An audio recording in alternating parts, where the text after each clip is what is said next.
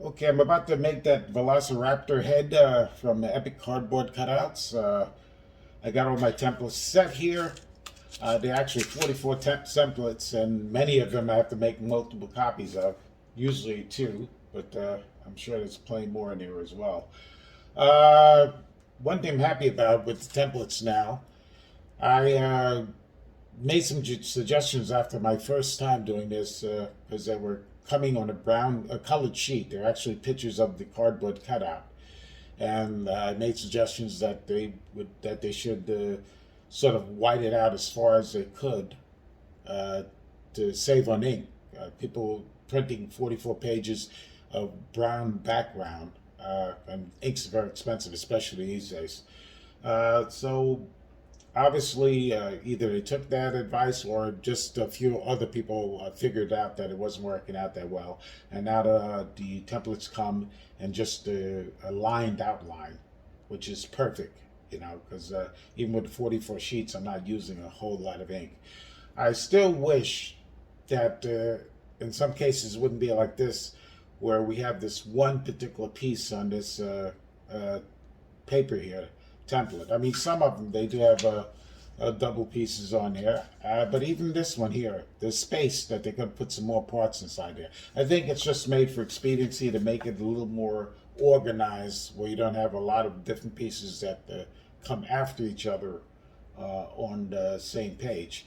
But I still wish that they were on. They would fill a page up with as much as they possibly could, and that'll save on paper, much less just the ink. But so far, I'm just cutting out these outlines. I'd like you to glue it onto the cardboard first and then cut it off. Once again, if I'm gluing it onto a cardboard, this large sheet here, I'm going to have a lot of waste again. So I cut out the individual pieces of template, and then I can ultimize my space with the cardboard by putting it on there. And usually I don't use a glue or anything. I just do a quick spray on, and we'll see how that goes. Just got to finish cutting out all these pieces, and then we'll start the process of transferring onto the cardboard.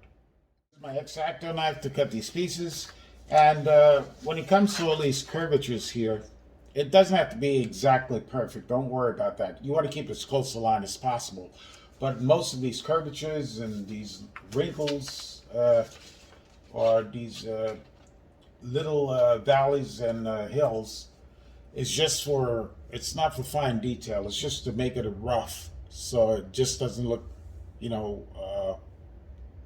like a just straight cutout.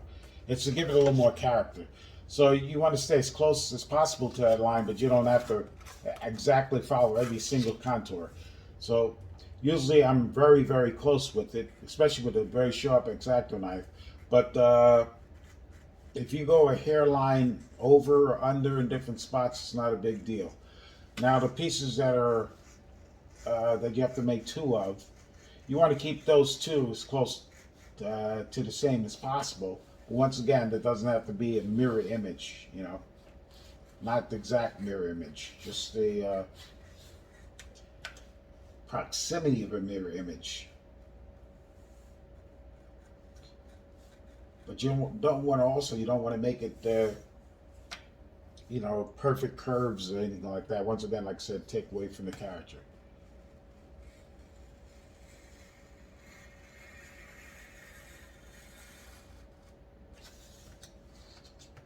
Okay. So you can see most of the lines here to show you how close I was to it. Some over, some under, but very little.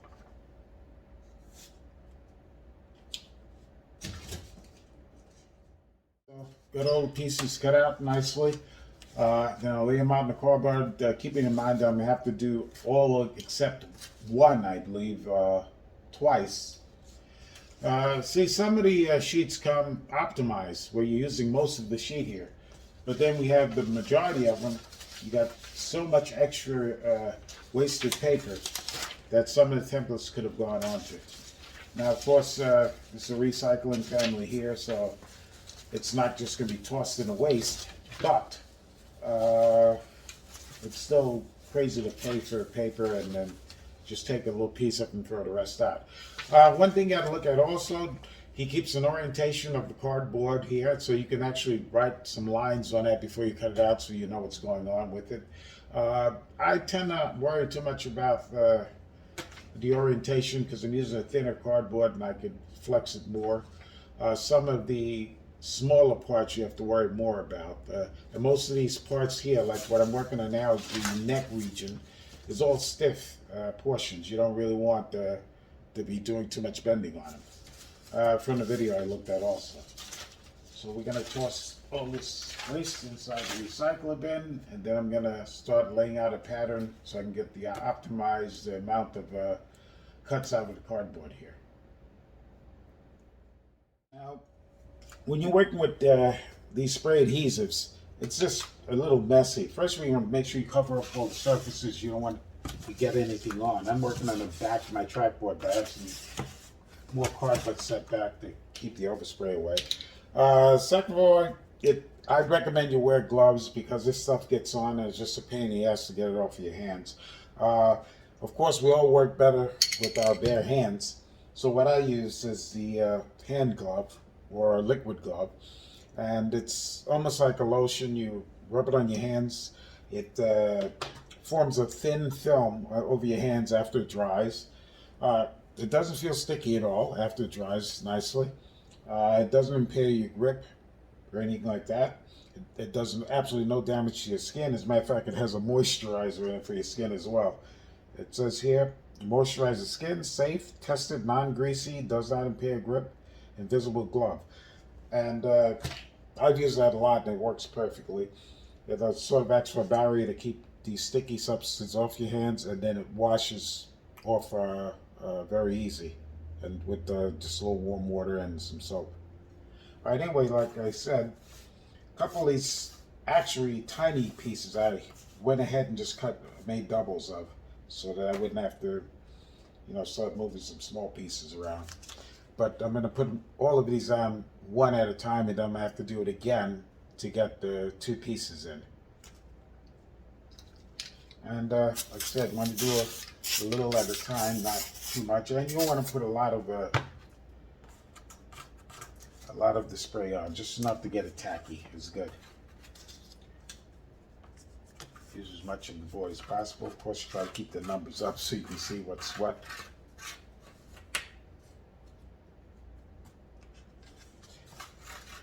See a couple of spots here, I did put too much on, but it's not a big deal. And to keep a little space between them for cutting, so that you're not bunched up too much. Let me go ahead and just put the rest of that together. You have most of the spots all done, glued on well. You gotta be very careful also that the glue the spray adhesive is not very forgiving. So you want to make sure you have, you measure the spots that you're going to put the template pieces on. You don't want to go and find out that you have to overlap or something like that, because if you try to take it off after that, what's going to happen is you're going to end up tearing the paper. So that's all set. I'm going to start cutting these out, and then I'll have to set up to make the duplicates of all the ones that have to have two pieces, which is just about all of them.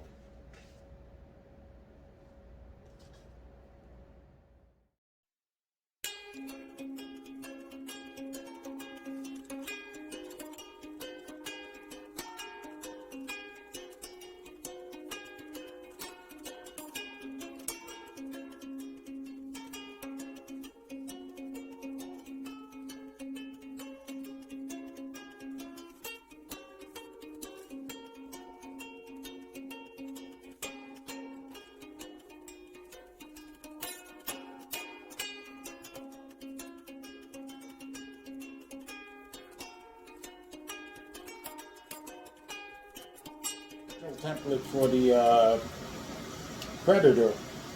I actually did a full template in 1/8" veneer, and I did most of that on the bend so I can translate a lot better that way.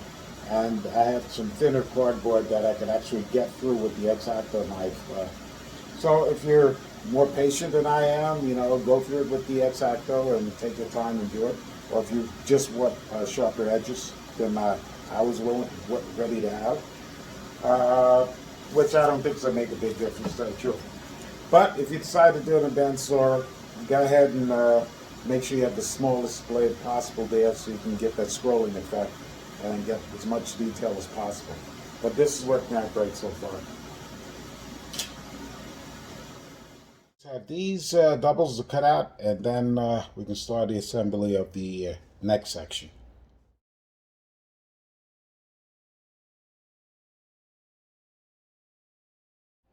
Okay, I got the first half of the neck done, all lined in, all braced in, nice and solid. You are going to have to put quite a few of those braces in, and you go as you see fit. You put maybe 3 of them between each link, and then see if there's any real flexi points, and then put more. So all I got to do is repeat that to the second half here. Got everything lined up, ready to go. Where's that other half? There we go. So let's get that done.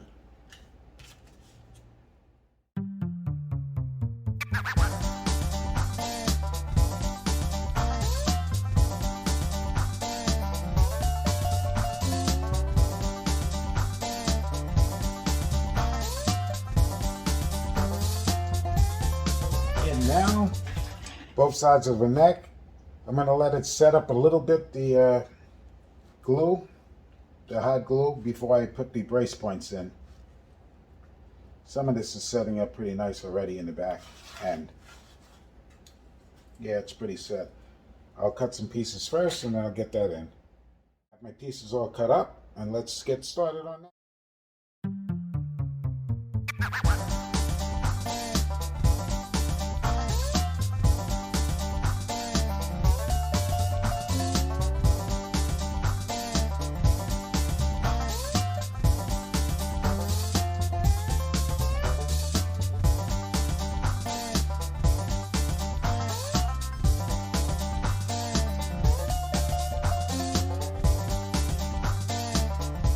The neck all done, all the brace points in. It's still drying up a bit in the lower sections I just finished up.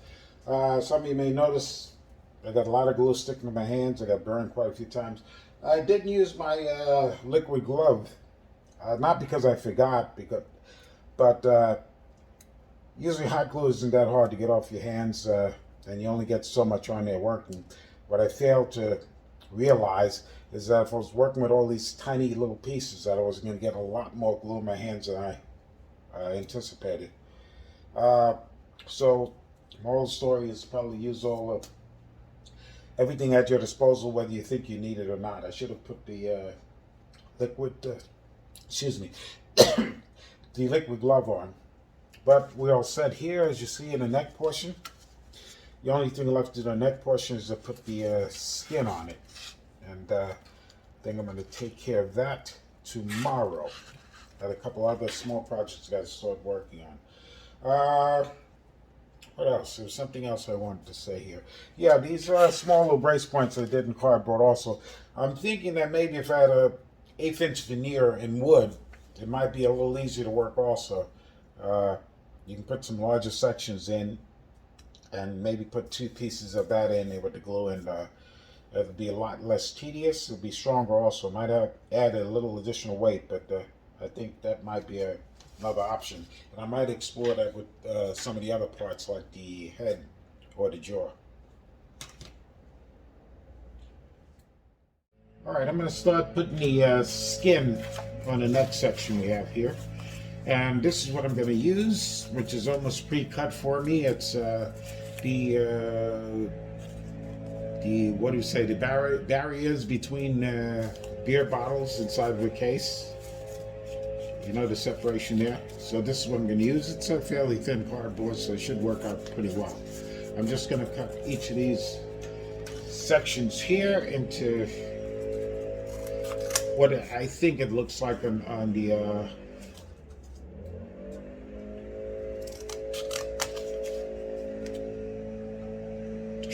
on the video. It might be a little bigger than this on video. I'm gonna probably do some different sizes. Yeah, not make them all exactly the same. But pretty much they're gonna be between here and maybe some between here. Hopefully I can get quite a bit out of this. It's definitely malleable to work with, so I can squeeze it down to little to nothing. So let's get started on that.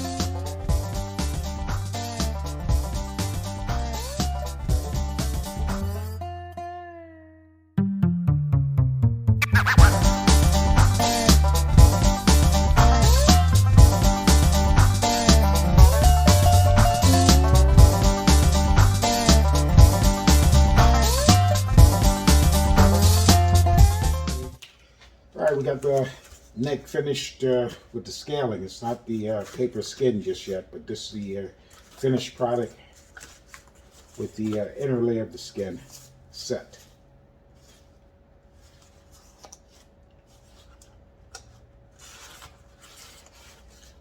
You got to make sure that you fold in this neck crease, because otherwise it's not going to look right.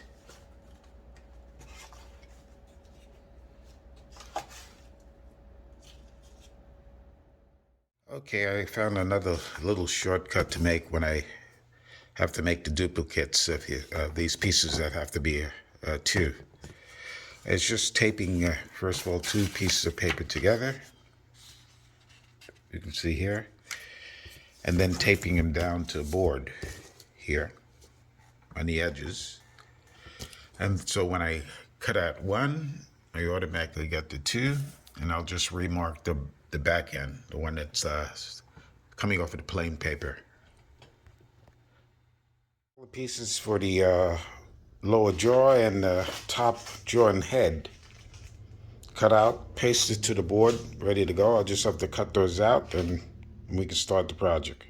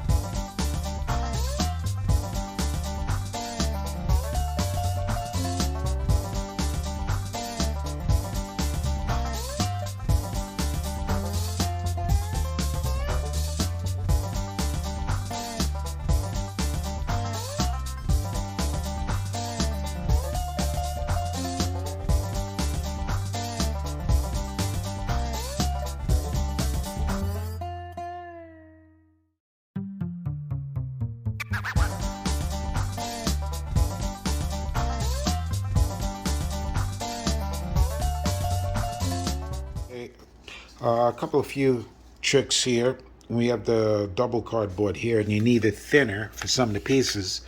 I just take a flat surface, smash it down, and voila, much thinner. Not only it's thinner, it's stronger that way.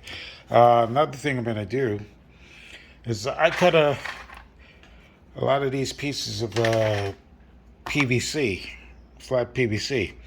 And so I found it a little easier than to shove in those brace points later on. Is just to put them on first. You know, at least the initial ones. A little glue on there.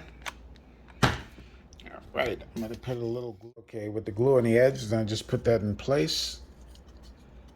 And press it against the front. Voila. So I don't have to worry about squeezing pieces inside there. Have a gap already set. I could put more brace points in there, but at least have initial gaps set in the center. Let's just finish up. Okay, I started the process already getting the skin on. What I've been doing is actually trying to make, instead of using a thin cardboard that's still only so flexible, I've been peeling off the top layer and sort of using that instead of using the whole section of cardboard here. It just makes it a little easier to bend inside the little nooks and crevices, nooks and crannies, especially around the eye there. That's why I thought at first I was going to use it just around the eyes where I have to go, excuse me, go into the indentations for the eye. But then I decided that it's probably better off to do it through the whole process here. Plus, I maximize my uses of the cardboard because I can get a piece off of each side. I can even use the internal ridge section for some parts as well, as a matter of fact, which I've already done. So let's pull this apart. So easy, you can get skin off both ends, and I can still use this internal ridge section here. Because, you know, we're still going to be putting the thin coating of paper on the outside of that.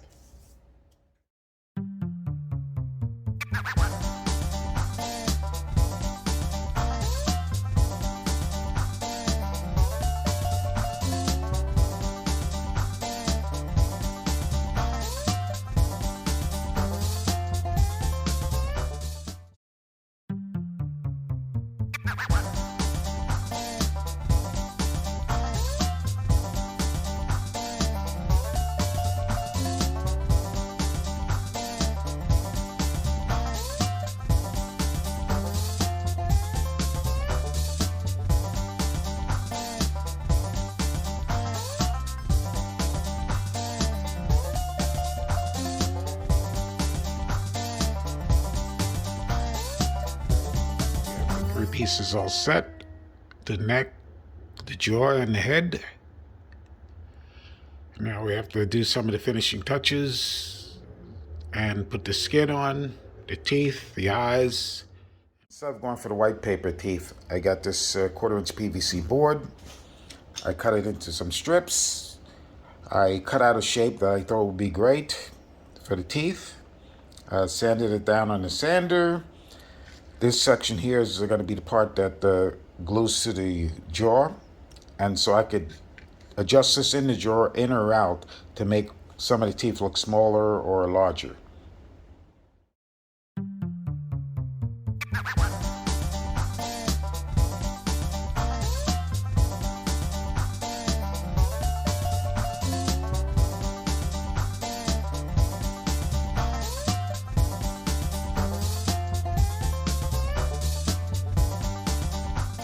Nine of them done. I figure, sorry about that shadow, I figure I'm going to have to do about 30 of these. I'm estimating about 15 on each side of the jaw, upper and lower. So it'd be a 15 on the bottom left, 15 on the bottom right, and so forth in the top. So I'm going to have to make about 60 of them.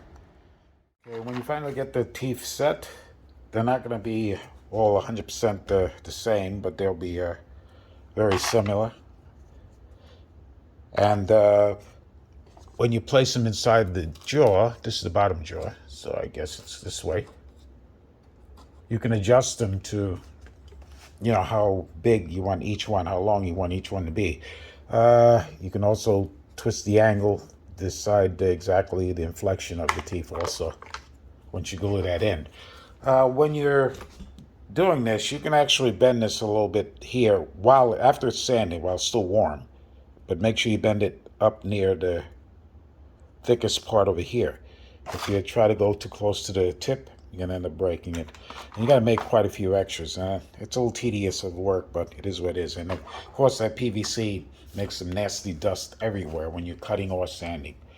But you don't have to also worry about bending as long as you can change the inflection on when you glue it inside the jaw there and the head. Also, it's got to be warmed up. That's why I said after the sanding, it's still warm. Once it cools down, it's going to be very easy to snap. So if you want to do any more bending afterwards, you know, any slight bending, you can just heat it up with a blow dryer. This stuff gets very malleable very fast after it's heated. Instead of using the cardboard for the eyes, I took the same PVC sheet. I sawed it down thin, and then I used my torch to shape it. You know, just heat it up and bend it into an eyeball or lens shape. You don't have to use a torch yourself. It's just, yeah, it's kind of messy. You know, you get the fumes, toxic fumes from burning it and all that stuff, and it's difficult to work with. I recommend just the same thing. You cut sort of a eyeball shape, a lens shape, you know, oval up sort of toward the front and round in the back. Maybe heat it up once again with the hair dryer or super hot water, you know, and then you can shape it a little bit as you wish. I'm gonna also just sand down all the burn marks here and then put the eyeball in, you know, the pupil. Here's another one, and these marks along the sides is where I'm gonna have to trim it down to get the shape.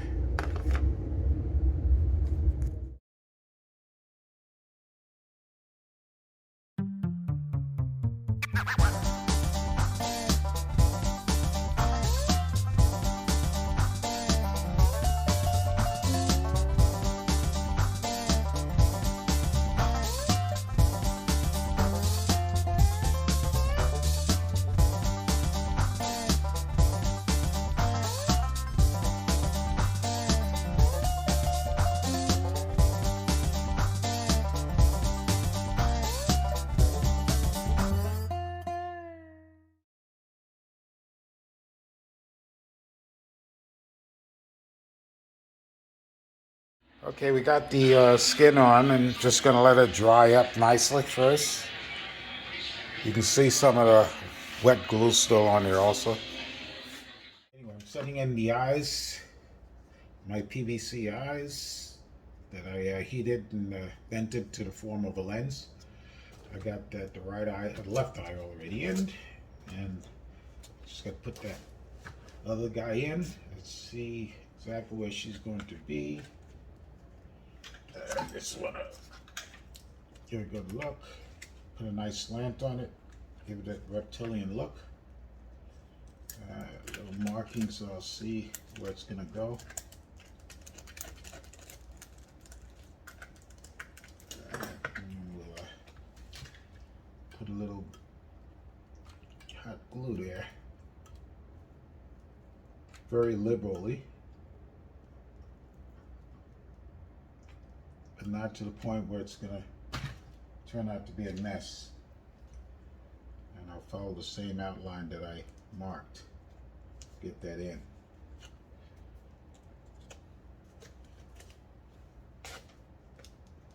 Okay, that's good.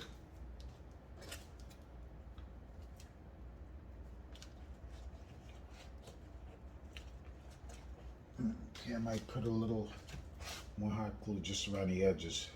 It's not coming out, but I just choose to do that.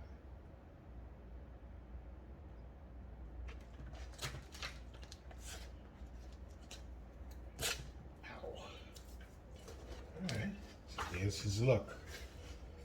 We'll put the pupils in later.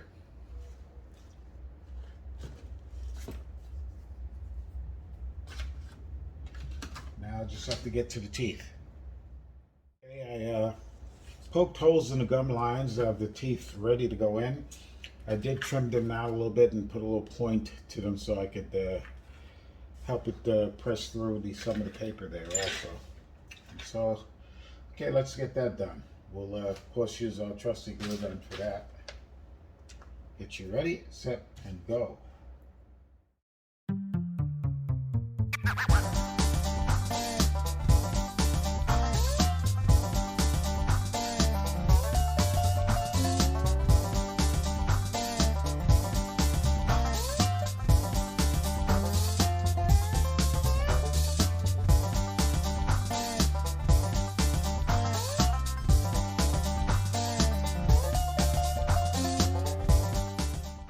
Alright, something was a little off with it, and I realized that I didn't have enough teeth in there, so I added some more. So he's all set that wise. The jaws connect to the head now, and all I have to do is connect the neck and finish up the skin job on it, and do some refining of the skin to make it nice and smooth where you don't see all the lines. I'll get rid of some of that excess glue. We'll put the varnish on, get the pupils in those eyes, and we'll be all set.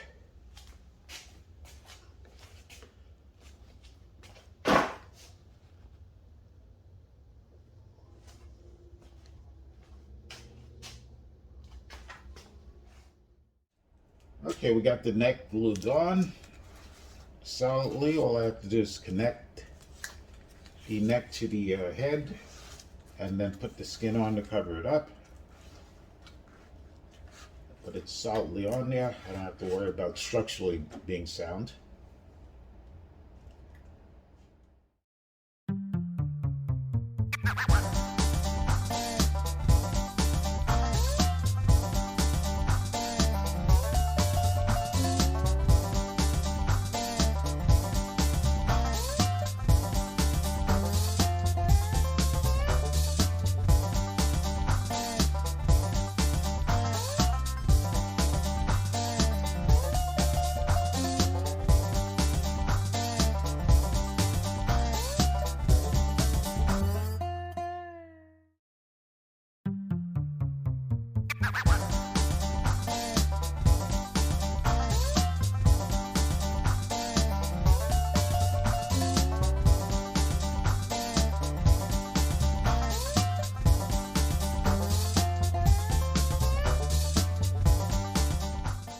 Except the final stage of just cleaning skin up, sanding out some rough spots, and then putting the polyurethane or the varnish on.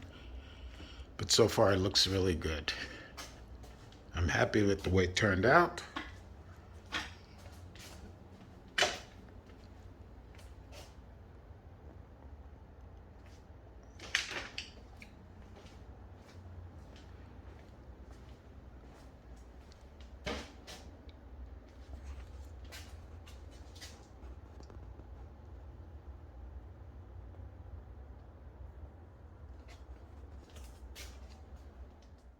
Finish, polyurethane cleaned up.